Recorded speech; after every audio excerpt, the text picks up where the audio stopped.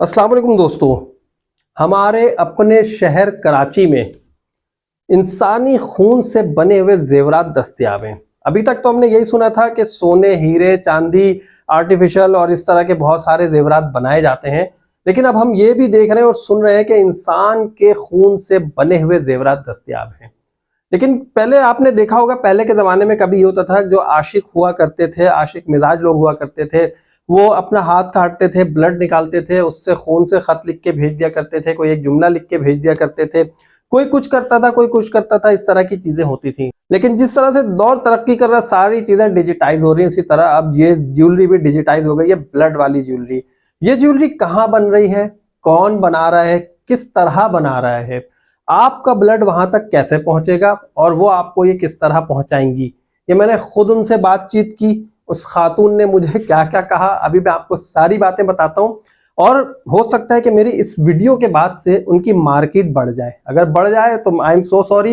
ये मार्केटिंग के लिए वीडियो नहीं बना रहा हूँ, ये सिर्फ और सिर्फ मैं अवेयरनेस के लिए वीडियो बना रहा हूँ। और हो सकता है कि उनकी ये वाली मार्केट जो ब्लड वाली है, जो ज्वेलरी बना रही है, ये खत्म हो जाए या बंद कर दे खुद से, हो सकता है। तो मुझे इस बात पे बड़ी खुशी होगी। और अगर आप ये समझते हैं कि भाई किसी को सपोर्ट करना चाहिए, तो आप इन खातून को सपोर्ट कर सकते हैं। इन्होंने बहुत अच्छे अच्छे पैकेजेस रखे हैं, बहुत सारी चीज़ें कस्टमाइज बनाकर दे रही होती हैं। और साथ में मैंने अभी ये भी देखा है कि इन्होंने जो है कुछ ईद गिफ्ट्स बनाना शुरू कर दिए हैं, पैकेजेस बनाना शुरू कर दिए, कुछ बास्केट्स हैं। तो ये काम बहुत अच्छा है, बजाय इसके कि आप लोगों के खून मंगवाएं और उसकी ज्वेलरी बनाना शुरू कर दें। अब इसके साइंटिफिक क्या क्या नेगेटिव पहलू हो सकते हैं, इसके जो हमारे इस्लामिक हवाले से क्या क्या नेगेटिव पहलू हो सकते हैं, और साथ में रूहानी तौर पे क्या क्या इसके नेगेटिव पहलू हो सकते हैं, इन तमाम तीनों पहलुओं को मैं आपको अभी बताऊंगा। और अगर ये मेरी वो बहन जो ये सारे काम कर रही है, ये वीडियो देखकर हो सकता है कि शायद वो राय रास पर आ जाए, ये वाला काम छोड़ दें, बाकी काम करें, मैं सपोर्ट करूंगा। मैं अपनी वीडियोस में लोगों को रेकमेंड करूंगा कि भैया आप इनसे जाकर चीजें खरीदें, आप इनसे बनवाएं, ये बहुत अच्छा काम करती हैं। लेकिन ये जो ब्लड वाला काम है ना, इसके बारे में ना हमारा दीन इजाजत देता है, ना साइंस इजाजत देती है, ना रूहानी तौर पर इजाजत है कि आप इस तरह के कोई काम करें। तो आइए मैं आपको बताता हूं कि ये खातून कहाँ है, क्या करती हैं, कैसे करती हैं और इनका तरीक़ेकार क्या है, मैंने इनसे क्या क्या बातें की हैं, मैं भी आपको सारी बातें डिटेल से बताता हूँ।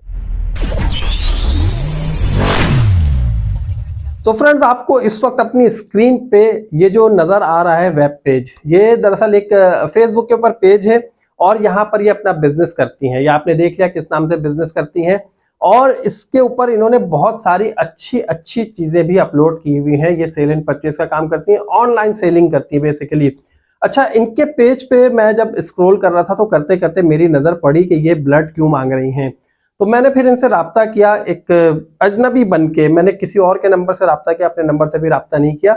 और जब मैंने इनसे पूछा कि भाई मुझे जो है आपका ये वाला आइटम बहुत पसंद आया है और मुझे ये बताएं कि ये जो ज्वेलरी है कैसे बनेगी, मुझे जो है लॉकेट बनवाना है, मुझे एक रिंग बनवानी है और साथ में एक जो है मुझे ब्रेसलेट बनवाना है, उसके सेंटर में इस तरह की चीज़ें लिखी हों। तो इन्होंने कहा कि आप मेरे जो है पेज पे देख लें, आपको किस तरह का डिज़ाइन चाहिए, आप वो डिज़ाइन हमें बता दें और हम बना देंगे।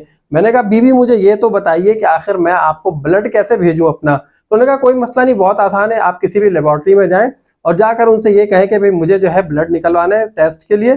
तो कुछ पैसे लेंगे वो आपसे, 100-200 रुपए लेकर आपका ब्लड जो है निकाल के कंटेनर में दे देंगे।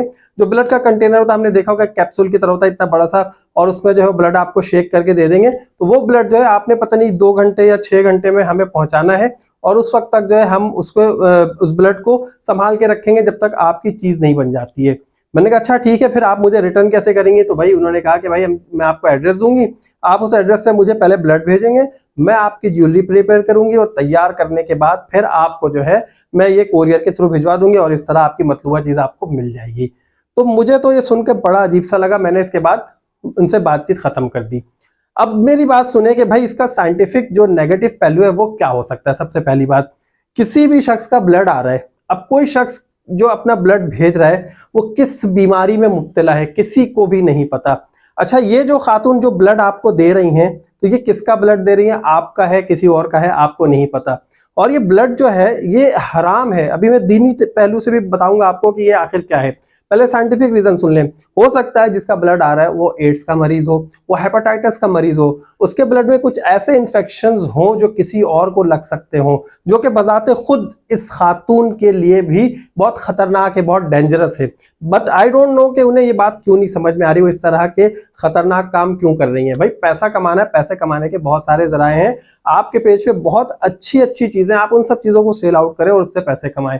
लेकिन हमारे यहाँ पे कुछ पागल आशिक मौजूद हैं जिन्होंने ऐसे काम करवाए हैं, उन्होंने सैंपल्स दिखाए कि भाई मेरे पेज पे मौजूद है, इन लोगों ने मुझसे ये इस तरह के सैंपल्स बनवाए, आप देख सकते हैं।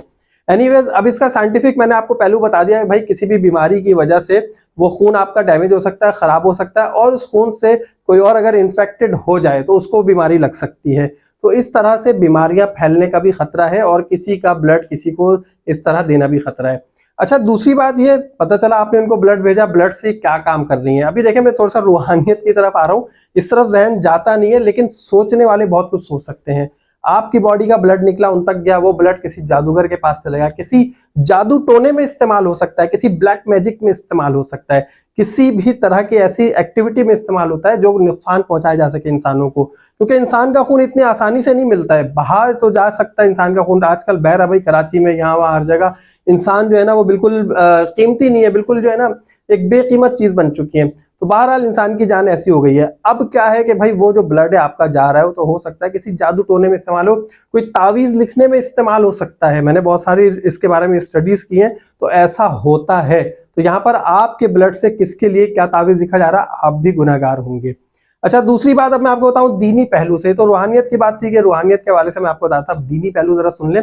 अब दीनी पहलू से अगर मैं बात करता हूं तो भाई हमारे दीन में खून हराम है। कैसे हराम है? सिर्फ एक खून को अल्लाह ताला ने कहा कि बहाओ, और वो है बकरा ईद में जो ज़िबा करते हैं हम गाय को, तो अल्लाह ताला को वो खून बहुत पसंद है। और बाकी जो शहीद का खून होता है वो पसंद है जो अल्लाह की राह में बहाया जाए, ठीक है। अब यहाँ पर हम बात करते हैं इस तरह के खून क्यों हराम है। इंसान का खून जब तक उसकी रगों में दौड़ रहा है वो पाक है और हलाल है, लेकिन जैसे उसके जिस्म से बाहर आ गया वो नापाक हो गया और हराम भी हो गया। अब बात यह है कि आप एक हराम चीज को लेकर नमाज नहीं पढ़ सकते, कुरान नहीं पढ़ सकते, वुजू नहीं कर सकते, आप पाक नहीं रह सकते, एक नापाक चीज को लेकर घूम रहे हैं। आप मस्जिद में नहीं जा सकते, आप अपनी इबादत गाह में नहीं जा सकते, आप किसी पाक जगह पर नहीं जा सकते हैं। ये एक दीनी पहलू है। और दूसरी बात मैं आपको ये बता दूं कि जो ब्लड अल्लाह ताला ने अगर कोई हलाल किया है, तो खून का एक लोथड़ा ऐसा है जो हलाल जानवर का, जिसे हम कलेजी की सूरत में इस्तेमाल करते हैं, गाय का हो, बकरे का हो, मुर्गी, किसी भी हलाल जानवर की कलेजी जो खून का लोथड़ा है, अल्लाह ताला ने उसे हर इंसान के लिए हलाल किया कि वो खा सकते हैं। और बाकी जो खून है वो सारा हराम होता है, वो सारा नापाक होता है। तो ये जो नापाक खून है, इस नापाक खून को लेकर आप किसी भी तरह की इबादत नहीं कर सकते, ना आपकी इबादत कबूल होगी। क्योंकि जब आप वुजू बनाएंगे तो आपका वुजू नहीं होगा, आप नमाज पढ़ेंगे नमाज नहीं होगी, आप कोई भी इबादत करेंगे तो आपकी इबादत इस तरह से नहीं होगी जैसे कि होनी चाहिए, क्योंकि आप एक नापाक और हराम चीज लेकर अपने साथ घूम रहे होते हैं। तो मेरे बताने का मकसद यही है कि ये जो चीज, ये जो काम कर रही है ये खातून, ये मेरी बहन, ये किन किन पहलू से मना किया गया है साइंटिफिक, चाहे वो कोई इसका इफेक्ट क्या होगा, इसका रूहानी असर क्या हो सकता है, और इसका जो दीनी असर है वो क्या हो सकता है, ये तमाम बातें मैंने यहाँ पर वाजे कर दी हैं। अगर आपको भी लगता है कि मैंने बिल्कुल ठीक बात की है तो कमेंट करके मुझे बताइएगा जरूर कि मेरी बात आपको ठीक लगी है। और जितने भी मेरे दोस्त हैं, मेरी बहनें हैं, मेरे भाई हैं, जितने भी लोग इस वक्त वीडियो देख रहे हैं, मैं उन तमाम से यही रिक्वेस्ट करूंगा कि अगर आपके जानने में भी कोई ऐसा बंदा बंदी है जो इस तरह के काम कर रहा है, बना रहा है या बनवा रहा है, तो खुदारा उन्हें बताएं कि ये हमारे लिए नहीं है, ये हम लोगों के लिए नहीं है, ये काम इंसानों के करने वाले नहीं है। अगर आपको किसी से प्यार है ना, तो आप उस प्यार को अपने खून से मत बताएं, आप अपने अमल से बताएं, आप अल्लाह से मांगे, आप अल्लाह के सामने गिड़गिड़ाएं। अल्लाह से हर चीज मिल जाती है, खून देने से नहीं मिलती है। अल्लाह से आपको हर चीज मिल जाएगी। अल्लाह से दुआ करें, अल्लाह से मांगे। अभी रमजान मुबारक का महीना है, अल्लाह से गिड़गिड़ा के दुआ मांगे, आपके हक में जो बेहतर फैसला अल्लाह ताला ने रखा होगा वो आपको मिल जाएगा। अगर इस बात पर आप लोगों का ईमान है, यकीन है कि अल्लाह ताला ने आपके लिए बहुत अच्छे अच्छे फैसले करके रखे हैं, तो आप सब एक दूसरे के लिए दुआ करें कि अल्लाह ताला आपको वो चीजें जल्द से जल्द अता कर दे। और मेरे लिए और अपने लिए इस दुआ के साथ एक आमीन जरूर लिखिएगा कमेंट में। मुझे इजाजत दीजिए इस दुआ के साथ कि अल्लाह ताला तमाम लोगों की हिफाजत करे और ऐसे काम करने वालों को अल्लाह ताला अक्ल सलीम दे और हिदायत दे, और ऐसे काम करवाने वालों को भी अल्लाह ताला अक्ल सलीम दे और हिदायत दे। अपना बहुत ख्याल रखिएगा, मुझे इजाजत दीजिए, अल्लाह हाफिज।